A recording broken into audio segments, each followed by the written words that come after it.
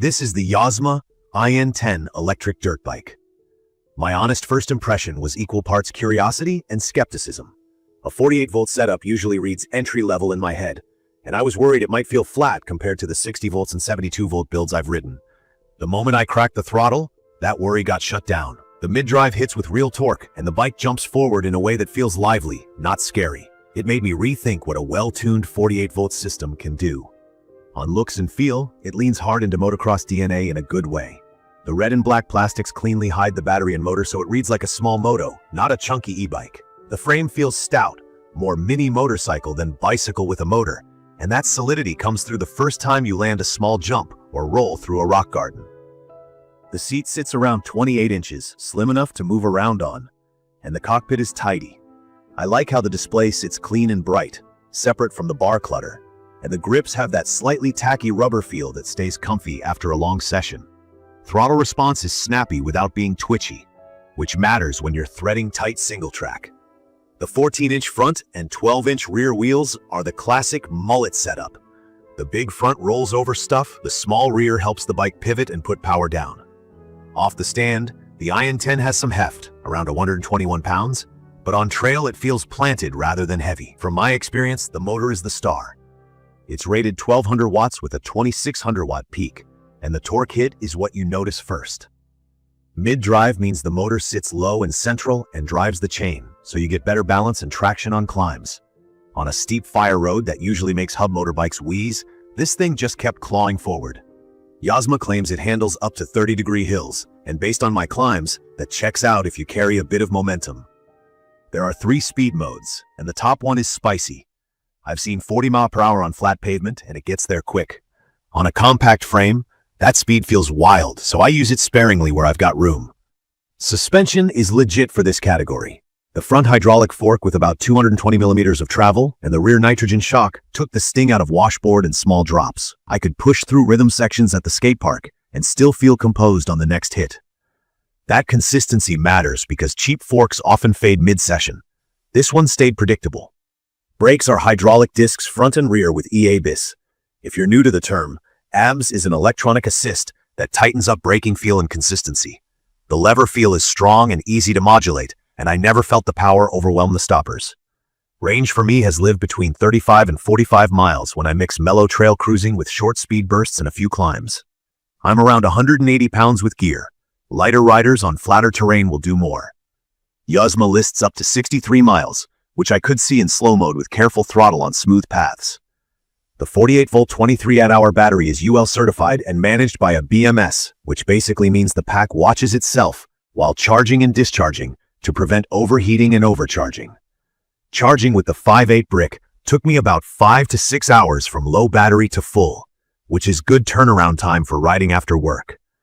The battery locks in the frame and pops out with a key when I want to charge off the bike. Key features that stand out in real use are the punchy mid-drive acceleration, the well-sorted full suspension, and the braking package that keeps pace with the power. The quick-release seat is underrated. Popping it off to get at the battery or connections is painless. The lighting up front is bright enough to creep home at dusk, and the steel kickstand doesn't sink instantly in dirt. The controller on mine is a far driver unit, and, in my opinion, that's a big win because it opens up tuning. With a Bluetooth dongle and the app, I tweaked torque ramp and speed limits to match my local trails. If you're new to this, controller tuning just means you change how quickly power comes on and how much top speed you allow. It's like giving the bike different personalities without swapping hardware. There's a real mod scene around this bike. I've tried a larger rear sprocket for more snap on steep climbs and a smaller one for higher top speed. Both are easy changes. I swapped the stock knobbies for a more street-oriented set one weekend and noticed how much smoother it felt on pavement. Facebook groups have a running spreadsheet of far driver settings, and from my experience, that community knowledge is a feature in itself. You can buy the bike stock, ride it hard, then open it up as your skills grow. It's not perfect. If you're taller than about 5'10", the cockpit can feel a bit compact. I'm just under that and I'm fine, but I could see longer legs wanting a higher bar or a seat tweak. The chain line sits close to where my shoelace loops hang. I had one lace snag on the motor cover cutout and started tucking laces ever since. There's a small gap near the top of that cover that lets in leaves and dust. A strip of foam tape solved it for me. At around 121 pounds, loading it into a hatchback is a two-person job unless you've got a ramp. And while the product page says road, I treat it as an off-road machine. Check your local rules before riding public streets because it doesn't come with mirrors, turn signals, or a plate mount out of the box. The points I keep coming back to is the core value.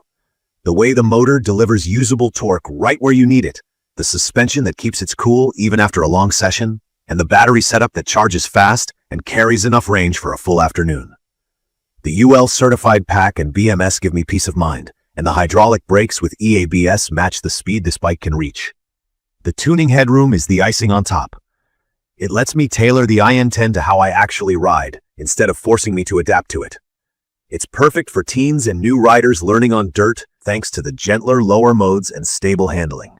It's also a blast for adults who want a compact, fast toy for trails, bike parks, and backlot sessions without dealing with gas bikes.